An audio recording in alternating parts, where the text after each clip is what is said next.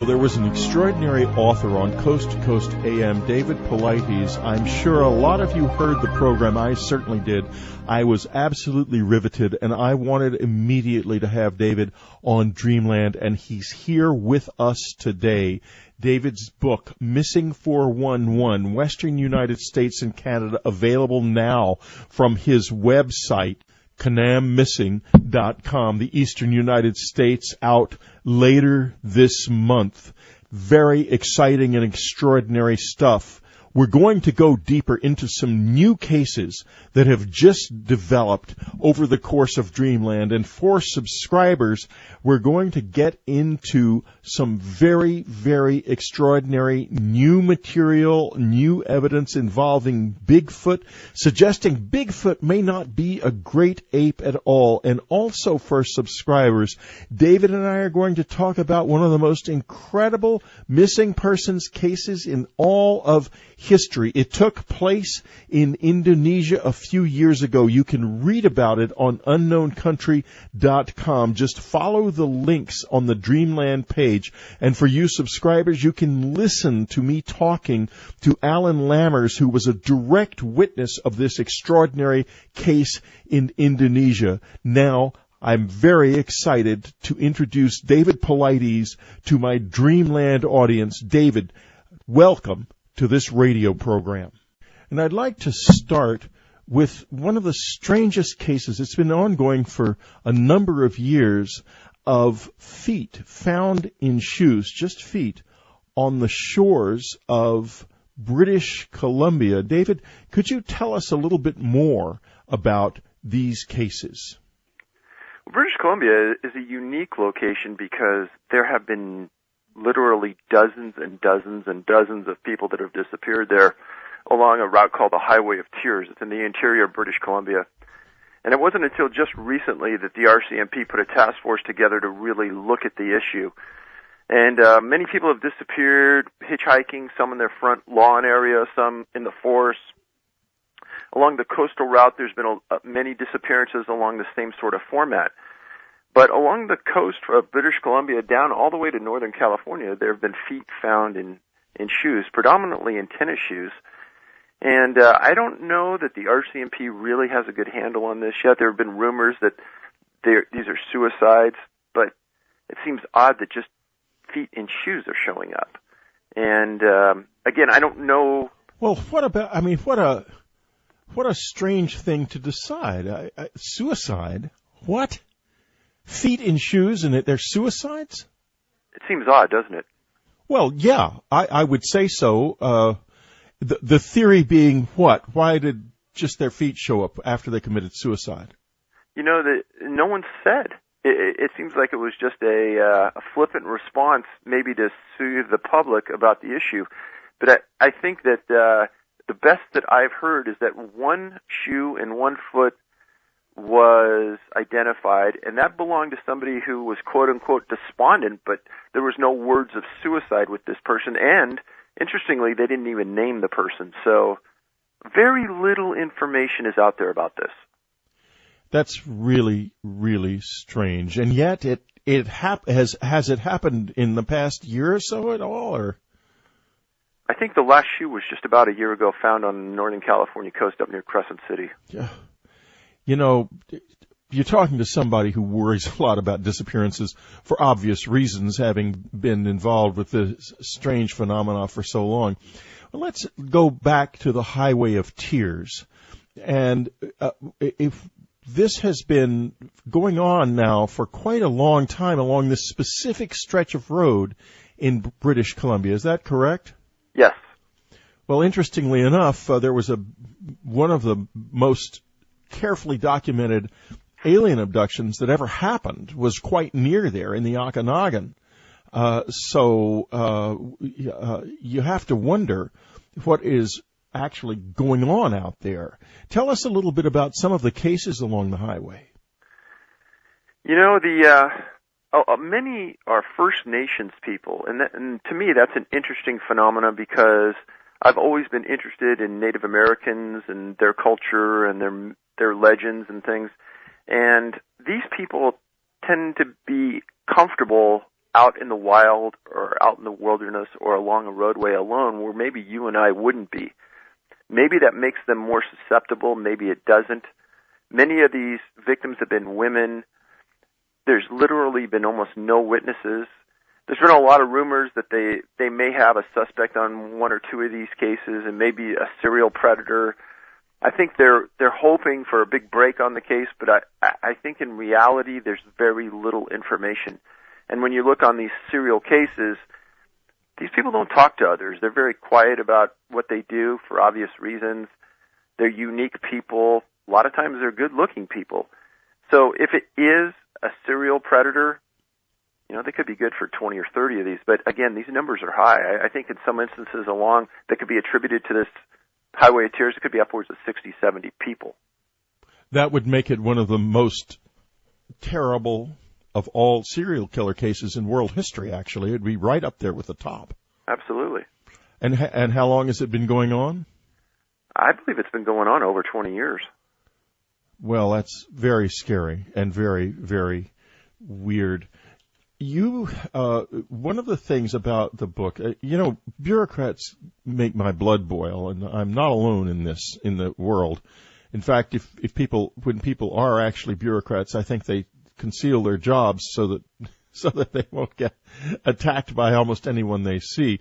But bureaucrats have had quite a role to play in your effort to get into this and to understand what is actually happening in our national park system. Could you describe a little bit about your experiences with the National Park Service? And here in Whitley goes to the heart of what these two books are about. Several years ago, I got some information about disappearances in the park system. A couple of people told me that they had worked at several different parks and they had seen people go missing, and they thought that the Park Service was being maybe not as reticent and not as forward, maybe holding back information to the public as they should be as a public agency, and they thought that there seemed to be too many of these disappearances in certain locations. And they said that somebody really needs to take a hard look at this. Well, we did, and there were four of us that worked on this for a little over 3 years. First thing we did was one of the parks closest to me is Yosemite. Been going there my whole life. I understand it. I also understand there's been a lot of disappearances there, some really unusual disappearances. So we filed the Freedom of Information Act, FOIA, against the Park Service asking for a list of missing people from Yosemite. And I'm not the greatest writer in the world, but I tend to get my point across. And the Park Service came back and stated that they didn't have any list of missing people. Well, one of the people that I work with is the head of a large statewide law enforcement jurisdiction. This guy has over 40 years of law enforcement experience. He's a former director. He knows his stuff. When we got this letter back, this guy said, Dave, these people are not stupid. They have lists. Try rewriting it a different way so you can get around any semantical issues, but they have the lists. We rewrote it, sent it back. The Western Regional Director for FOIA for the Park Service came back and said, no, Dave, we understood your request. We have no list of missing people. We don't have them at the park level, and we don't have them at the national level for all the parks. And I said, well, how can that be, a politically sensitive issue like this? And her response, and I quote it in the book, is that we rely on the institutional memory of our employees to help us on missing people and to understand the magnitude of it at different parks. So I thought, oh, perfect. So I sent a request back again saying that I was a published author and I requested an exemption and I wanted the list of missing people utilizing what you just quoted. I got a response back that they would have to go into the archives and form a list, and it would cost me $34,000 for the list from Yosemite. Just from Yosemite? Just Yosemite. Which means it must be a fairly big list. I mean, $34,000 is a lot of money, but you're going to be talking millions of dollars for the rest of the country. Am I right? $1.4 million for the entire park system. Now, isn't this astonishing irresponsibility on the part of the Park Service to not keep lists of missing people? And if they do keep secret lists, then the fact that those lists are secret is putting the Park Service ahead of the lives of its own patrons. They care more about the Park Service than they do about the people who go to the parks. So the Park Service knew what was coming because we filed probably 50 FOIAs against them in the last 3.5, 4 years on various people that have disappeared, on lists like this, et cetera. They knew what we were doing. So it's a calculated decision on their part to hold back on those lists. Apparently, and we discussed this at length, apparently the fallout from what we're talking about right now and what I've talked about on other shows must be less than the fallout would be if they released those lists. Well, of course it is, because if they released the lists, then the public would know to take the kind of simple precautions that you suggest in the book. When you say a transponder, by the way, you suggest hiking the parks and so forth and so on in pairs, and you suggest the use of a transponder. What do you mean by a transponder? Well, years ago, the first transponders that were out, my dad had a plane and we used to carry it, and it looked like a giant kind of hand phone. And if the plane ever crashed in the wilderness, my dad taught us, hey, sometimes the crash itself would set off the transponder. It goes to a satellite and it tells search and rescue officials that a plane crashed, and they'll hone in on the signal and find you. The same sort of technology exists for hikers in the wilderness now, and it's so cost effective at this point that anyone could really go out and buy one for $100. And if you get hurt or you're injured, you could just press the transponder and eventually you get found. Now, the interesting thing about that, out of all the cases I ever researched, there was only one guy that disappeared. He was found in a really, really weird area, and they found him because of that transponder. It didn't save his life, but they did find him, and I don't think they ever would have found this guy without it. And it's a really, really rare event when two people, especially two adults, disappear simultaneously. And I think that there must be some rationale to that. So hiking together, using a transponder, I think covers a lot more of those bases and gives you a better chance of getting found alive than not. Well, yeah. Tell us about this. Where was this man found? So on the outskirts of Yosemite, there's several different wilderness areas. And for the people who have never been there, there's a lot of spires, crags, cliffy areas. So right before the transponder goes off, a storm comes into the area, and I mean there's lightning, rain, etc. And anyone who's a hiker knows you don't go up to the top of peaks and mountains, especially during a thunderstorm in the mountains. That's the worst place to go. Right. Not only did this guy go to the top of the mountain, it was not only raining and thundering, but he did, and then he ended up in the bottom of one of these crags, spires, in a small little tiny valley where the chances of being found by a search and rescue team without that transponder are zero. And the only reason they did find him is because a search plane with a transponder receiver flew exactly over the spot and was able to pick him up. It was very unusual. Well, yeah, because what in the world was he doing there? Storms play a surprising role in this, just in general. Is that correct? An amazing part in all of this.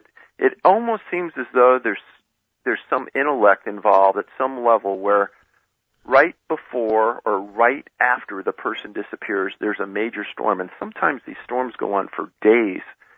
And that is very creepy. But go ahead. Yeah, no, it does cause obvious troubles for the search and rescue teams, but it seems that it happens more times than not. And in researching hundreds of these cases, it's something that just keeps raising its head every time, and it's weird. Yeah, I should say so, because it's almost like there's somebody who can cause the storms, dare I say that, in order to cover the tracks? Well, we thought about that, and then we thought the other thing is that there's certain animals, and there's obviously fish, that understand changes in barometric pressure. And maybe there was a time in our lives, way back when, where we could as well, but maybe it's that change in barometric pressure that somehow something somewhere realizes that a storm's about to come. I don't know.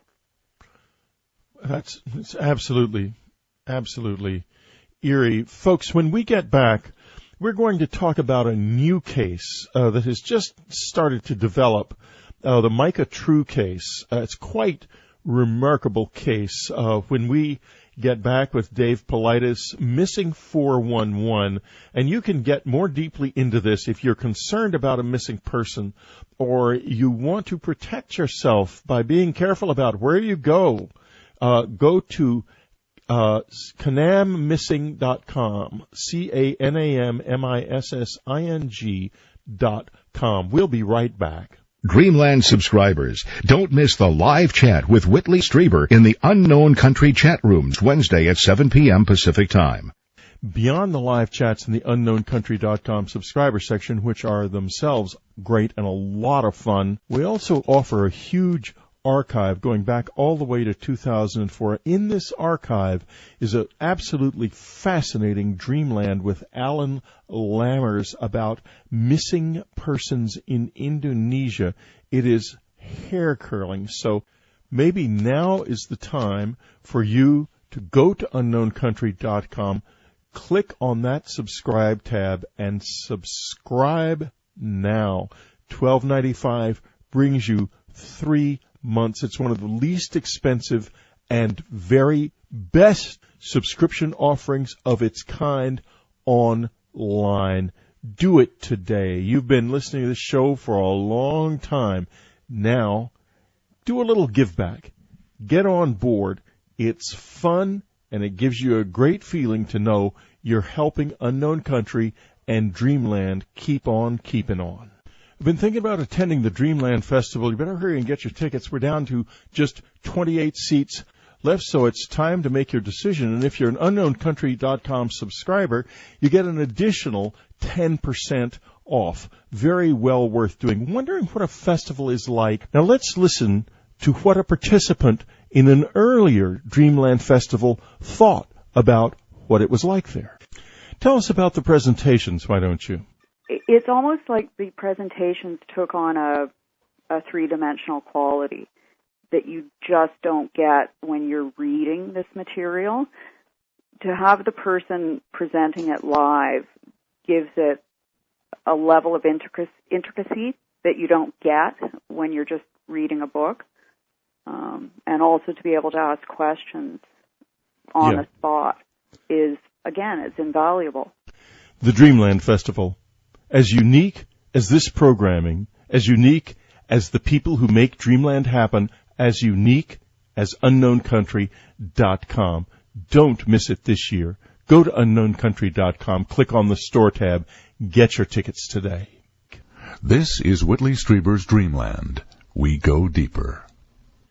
This is Whitley Strieber. We're talking to Dave Paulides. We're talking to him about missing persons. He did an extraordinary show on Coast to Coast AM a few nights ago. I listened to every word of it, and I was riveted. And we're going a little deeper today on Dreamland into this whole issue. And for subscribers, we're going to be talking about some very, very strange stuff. Bigfoot, possible alien abductions, an intelligence behind this, or just exactly what is it that is causing all of these very, very strange cases. Before we left the air, I was just mentioning the case, Dave, I'm sure of Micah True. Tell us a little bit about Micah and his background. Micah was a long-distance cross-country marathoner who was in phenomenal shape. This guy made a career out of running the backwoods, mountains, country roads of Mexico and the U.S., and he had worldwide fame for his age. He was 58, but he probably looked 40 or younger. He was running in the Gila, G-I-L-A wilderness. Right. And he disappeared. And he and his family were staying at a nearby lodge. And normally Micah took his dog with him when he ran, and for some reason that day he didn't. And he had ran these woods dozens of times before, so he knew him. And he didn't come back in his normal time, and people started to look for him. And up until just recently, they hadn't they hadn't let go with much information about it. Other than he had disappeared, they found his body near a creek. Well, just recently, more information has come out. They stated that they found him half sitting, half in the creek, half on the bank. One shoe was off. There were severe bruises and scratches on his body, and an autopsy is pending. So if you read my books, this is a really, really common scenario to find somebody who had been missing, meaning shoe or both shoes are gone or off their feet. Second thing is that there's severe scratching or bruising on the body. They're found in an area they're not supposed to be, and the entire scenario really, on its surface, doesn't fit the mold of any common sense based on the person's profile. And the feet, the strange thing about the feet, I have to tell you that a creepy feeling went off my spine when I read about this in the latest stories about it, because I thought immediately of the feet being found in shoes on the coast of British Columbia. And I thought, is there some kind of bizarre connection here? What could be going on? It's almost as if there is something doing this. Could it be insane? Well, obviously, I mean, you just have to wonder. You can get a lot more accomplished sitting around talking as a group of people than one person sitting in the room alone. And we've all known researchers that work alone. And I learned a long time ago when I worked on teams on the police department that solving big issues, you need a bunch of free thinkers sitting together talking about it. And luckily, in our group, we've got that.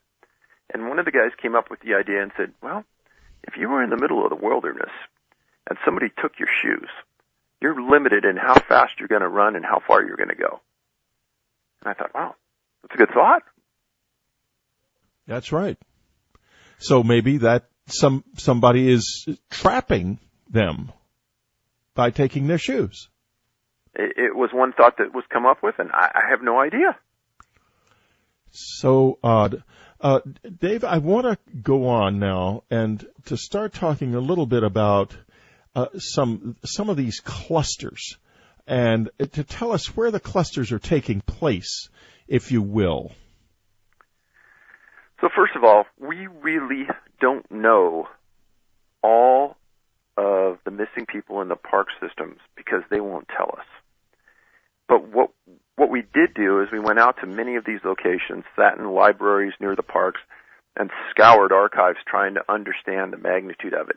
And you can't find everything everywhere, and I know we didn't, I'll admit it. But we did find the biggest cluster in the Park Service we can find is Yosemite. Yeah, and they have some of the most bizarre disappearances you will ever find anywhere. But one of the more troubling places that we found a cluster of disappearances was Crater Lake National Park. And what bothers me about that as being a dad of a son and daughter is that there's a group of missing boys, 10 and under, in remote areas of Crater Lake that don't make any sense at all. These boys disappeared in a remote region where you can't imagine that a serial predator would be sitting around behind a tree waiting to grab somebody and take them, because that's almost as though something similar to that has to be taken that we just don't understand, because these boys disappeared in places where cars can't really get to in most instances. They disappear so quickly it's beyond any rational understanding of what it could be. There's a consistency to it. If you go further north in the Cascade Mountain Range, there's another cluster of boys missing in the North Cascades just south of the Canadian border in Washington. Again, in the middle of the wilderness, in the middle of nowhere, these kids have disappeared. And the strange thing about these boys that disappear is they are never found, which is really an uncommon thing if you look at the magnitude of search and rescue. Most people are found eventually. These boys are never found. So there's 28 clusters that we've identified in the United States and Canada. There's an area right in the middle of the U.S. where there are absolutely no clusters, which is an unusual feat. It's almost as though there's demilitarized zone in the U.S. How strange.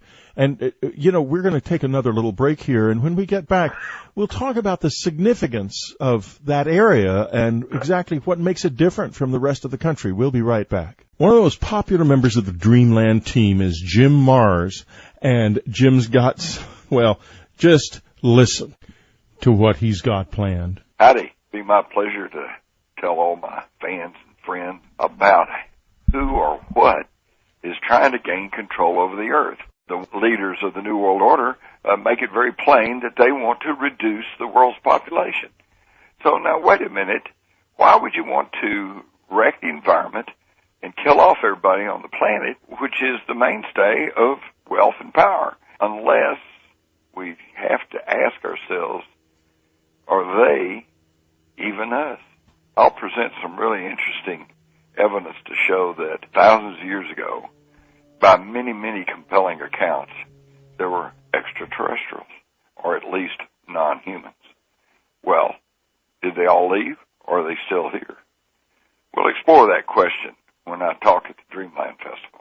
This gives us just a taste of what Jim Mars's next book is going to be about, the occulting of America.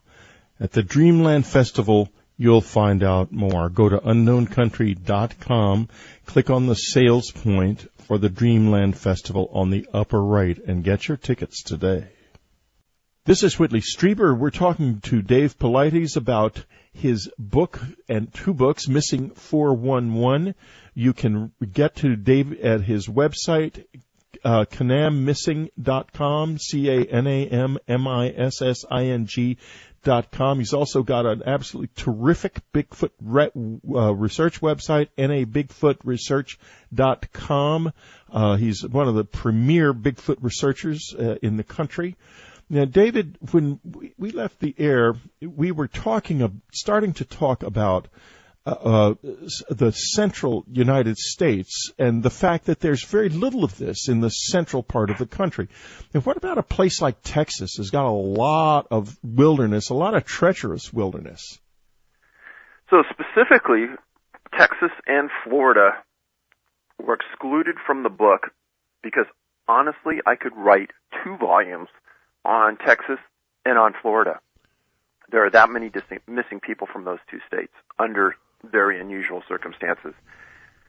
So this manuscript, when I finished, was so large that we had to split it between the western U.S., which was released in early March, the eastern U.S., which will be released in April. So right now, Florida and Texas are not included. So you literally can't include them, and it doesn't surprise me too much, being from Texas as I am.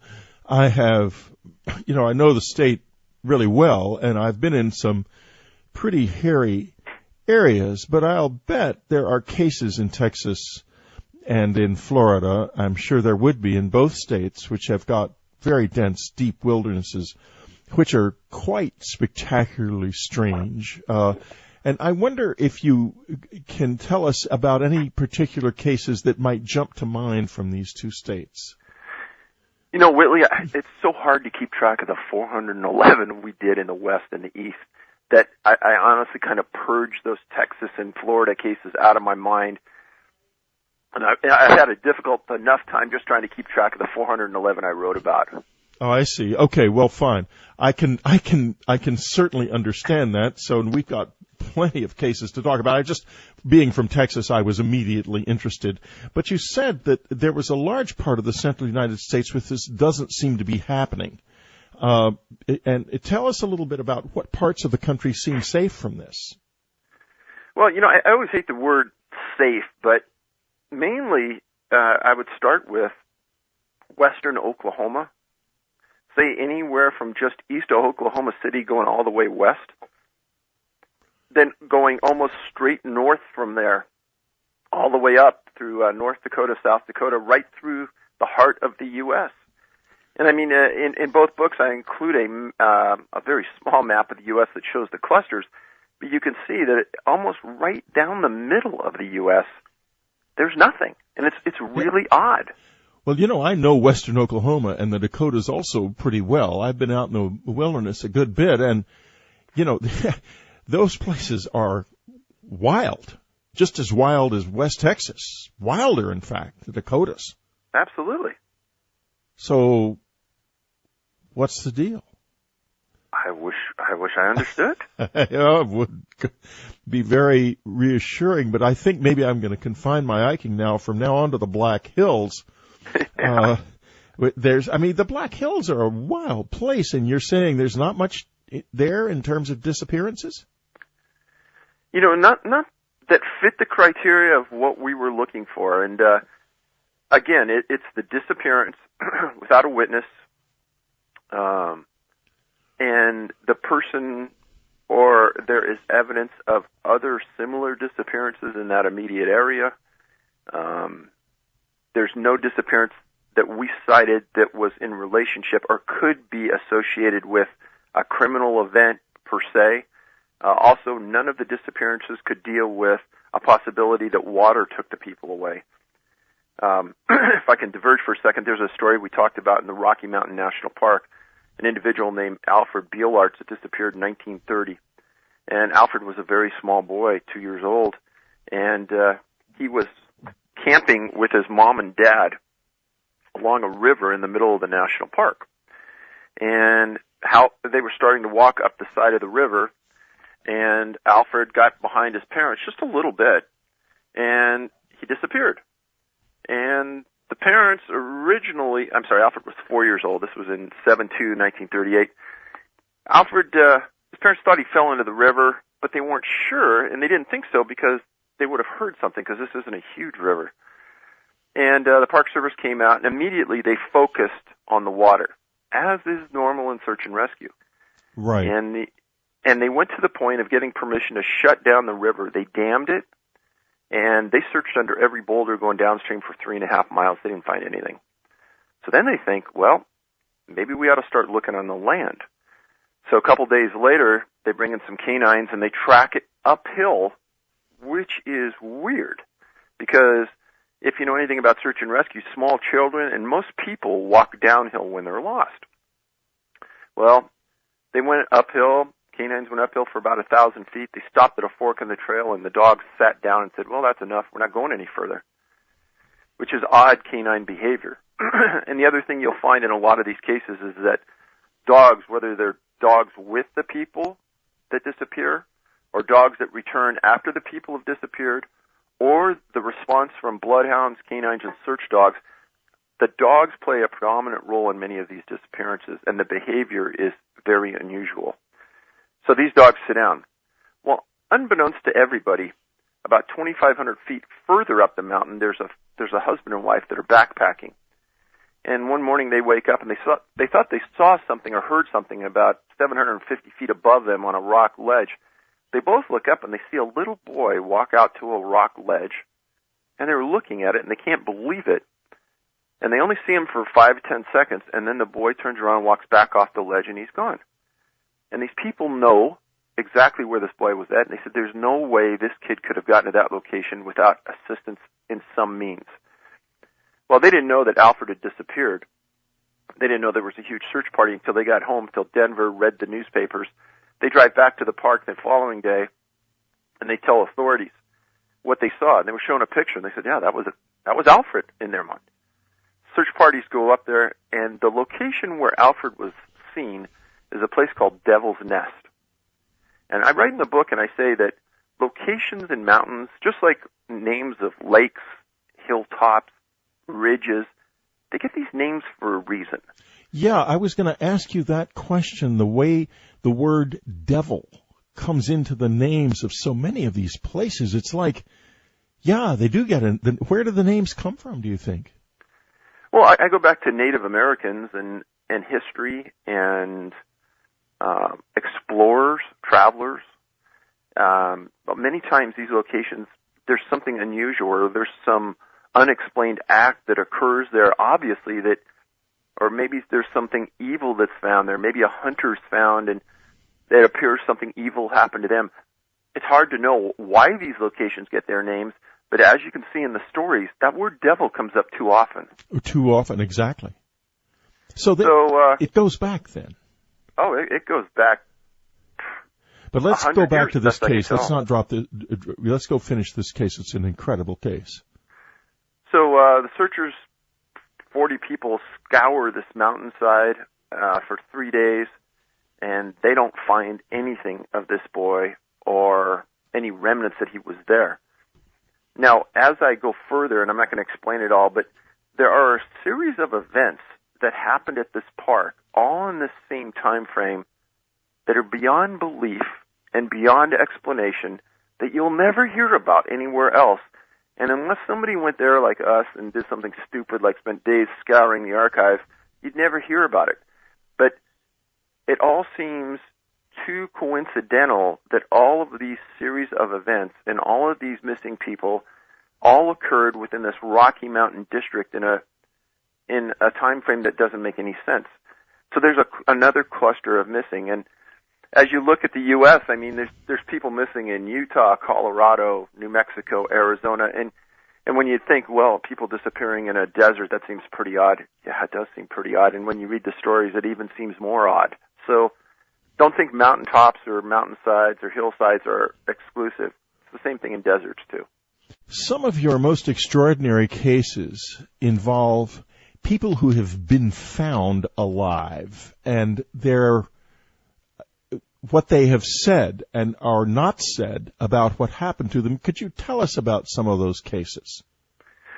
So many of the people that disappear, and I believe it's an unusual amount per the occurrence of the missing, have a disability. And many of those people with a disability have a speech disability that's in conjunction with that. So they can't really explain what happened. And many times it appears to be an autistic disability, but other times it's just age. A lot of the kids that disappear are so young that they can't tell what happened. And in the instances where they should be able to tell what happened, many times they say, I can't remember. And I'm one of these kind of guys that's maybe a mile wide and an inch deep, but I read a lot, and I've read a lot of your work and other researchers, and many of the times it reminds me of the thought process that goes with somebody who's abducted. Initially, they don't remember, but under hypnosis, the recollection comes back to them. And I've always wondered that if I sat down with this group of people and we put them under hypnosis, if they could tell us something that may be quite shocking. Well, yeah, I think they might be able to. Now, we're going to take another little break here, and when we get back, we're going to be talking about children in a lot more detail. One of the most unique things about the Dreamland Festival is our psychic medium, Marla Fries, who reads the room cold. She simply talks to people in the room, and it is often quite an amazing experience. So, Marla, what are you going to be doing this year? Well, Whitley, it's been my experience that my personal agenda about how I want my talk to go at the Dreamland Festival goes right out the window when I get there. You see, it's my job to surrender to Spirit's message, not just the messages from our deceased loved ones, but the psychic messages that I hear from the God source, the universal force and consciousness connected to us all. You know, I start listening to the messages before my talk that morning. Right after breakfast, I take notes down, messages, and you know, they're not just for the attendees, but sometimes they're even for the presenters. You remember last year the information that came in about sacred geometry and its meaning? Well, that message wasn't understood until after my talk, when Linda Moulton Howe's presentation, right after me, was about those sacred geometric symbols that were found on the drones. So I invite those who are coming to the festival, and perhaps those who now feel compelled to come, to open their hearts and minds to the possibility of receiving some information about any aspect of their lives, their home, their work, job, health, relationship, even their animals. I trust that our deceased loved ones, as well as Spirit, will share profound messages with all of us, and I can't wait. Oh, Marla, it sounds so exciting. I'll never forget the time you were talking to a man there, and you suddenly began to address him as if he was somebody's daughter, and it turned out he'd had a sex change operation. Yes, he had had a sex change. That's correct, Whitley. Well, he didn't look like a woman at all. No, not at all. Well, as you know, these experiences can be pretty staggering, pretty profound, and I'm just excited. Well, thanks very much, Marla Fries, and we'll see you at the Dreamland Festival. Folks, if you're going to come to the Dreamland Festival, you'd better hurry because it always sells out. Go to unknowncountry.com. Get your tickets now. You'll find the store's order point on the upper right hand of the homepage. One of the most disturbing features of this whole thing is missing children, and there are a lot of cases in Missing 411, and I was most appalled by the insensitivity of the National Park Service's unwillingness even to document some of these cases. But we've been there. We know the NPS is failing in its fundamental duty to the American people. We've done that. They do not care, but they're bureaucrats. Why would they? They don't care. I won't go on. Okay. Let's talk now about children and some of these disappearances, Dave, found miles and miles from the original location of the disappearance. Maybe some of them never found. Some of them heard screaming it just a few feet away from their parents and then never found again. Can you tell us about some of these cases where the children are actually heard during the process of their disappearance? Yeah, and in fact, you just hit on a couple of them that are just huge in my mind. I mean, the screams and et cetera are so bothersome that it's unusual. The first one that comes to mind is a boy named Keith Parkins. He disappeared in April 1952 from a rural area in eastern Oregon named Ritter, Oregon. Keith was 2 years old. And his family was visiting his grandparents.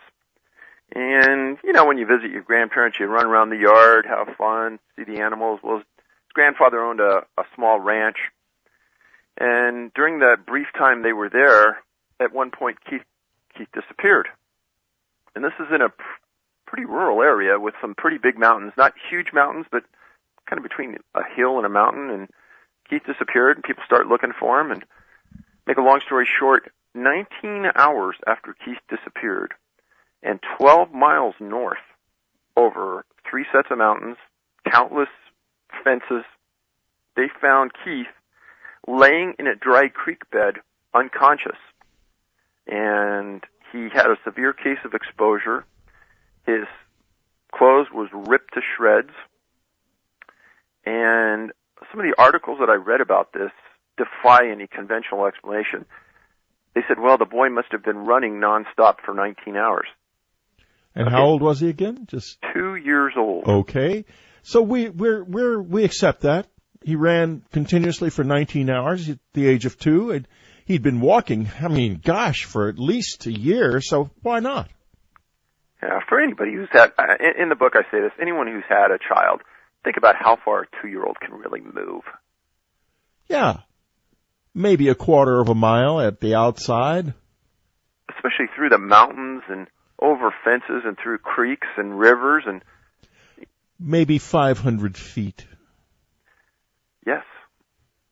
But not 19 miles. So Keith was found by a professional searcher and his father. Now, when we discuss this case, again, I go back to the group mentality and how everyone comes up with things. Right away, one of the guys said, you know what's really unusual about this? Is why in the heck were these searchers out 12 miles when this kid's been missing less than 24 hours? That makes no sense. And that doesn't make any sense. It's almost as though someone somewhere knew something unusual to be out that far. There's no way you should be more than 2-3 miles away at 24 hours at the very maximum with a kid under 10 years old in that kind of terrain. Remember, folks, we're talking to a police officer here. This is a man who knows what he's talking about. Go ahead. So, I mean, one of my questions, if I was one of the law enforcement guys, and I would say, why were you guys 4 or 5 times the distance out that any search and rescue quadrant direction would ever state that you should be. Yeah, it's a miracle you found your boy. God bless you. But why were you out there? Tell me the mentality that sent you there. Yeah. And, of course, we don't get any answer to that question. You know, occurred 60 years ago. Who knows, right? Yeah, exactly. I mean, it's too late now, and no one ever asked him. So, and yet, you know, there are a lot of witnessed disappearances, too. Could you tell us about some of these cases? Well, one other case, if you don't mind, Willie, I wanted to talk about was... oh, sure. Go right ahead. If I go off your track, go right back on. That's how we work here. We were talking about the boys and how they disappeared under strange circumstances. There's a case out of the Northern Cascades where a mom and a son were picking berries in the middle of the woods. And these people were in the middle of the woods. And as they're picking the berries, the mom's maybe 50, 75 feet, not in line of sight of their son, but they hear a scream. The woman starts to run towards the direction of the scream, and the scream gets further away, and it's a more muffled scream the second time. She runs faster, and barely a third scream, but the kid's never found. Now, this is a Native American woman, so they bring in a tribe of Native American searchers, and they never find the boy. And for people that don't, this occurred decades and decades ago. For people that don't understand, if it was my son that's missing, I want Native American trackers on it because these guys were some of the best in the middle of the 20th century. Yeah, absolutely. They look for subtleties that most searchers don't look for, animal signs, tracks, etc. Well, they didn't find any animal tracks. They didn't find anything, and they never found the boy. Now, what's interesting is you fast forward 30 years, there's a boy that was in a camper near Wenatchee Lake, again in this same area, probably no more than 20 miles away from where Pankinen, the berry picker, disappeared. This boy was in the back of the camper with their cat and his younger sister. This boy, again, was sleeping, and the parents were just walking through the woods and kind of enjoying the sight. And originally they were there to hunt. So they kept the camper in view at all times. They wanted to make sure that they didn't get too far away. And this was October 1973. His name was Jimmy Duffy. He was 2 years old. And they walked behind a set of trees just momentarily, and they hear a scream. And they run from behind the trees, and they see the camper door open. They run as fast as they can, and they get up to the back of the door, and they look inside. The daughter is still asleep, and the cat is still asleep. And Jimmy is gone. So, again, I write to the sheriff's office. I explain what we're doing, and I ask for copies of the report. They never had any copies. They said, wow, we don't even know anything about this case. He must have been found. I said, well, the best we can tell, he's never been found. So they go back into their archives, and they search and search, and 2 months later, they come up with the case, and they say, you're right, he's never been found. Thanks for doing this. And they mail me copies of the report. Well, the sheriff's office, right from the onset, started to accuse the parents of killing the boy and disposing of him. And they laid on this for 2 or 3 weeks in the reports. And, God, I felt bad for the parents because eventually they sent them to Seattle police. The parents took polygraphs, and they were completely exonerated.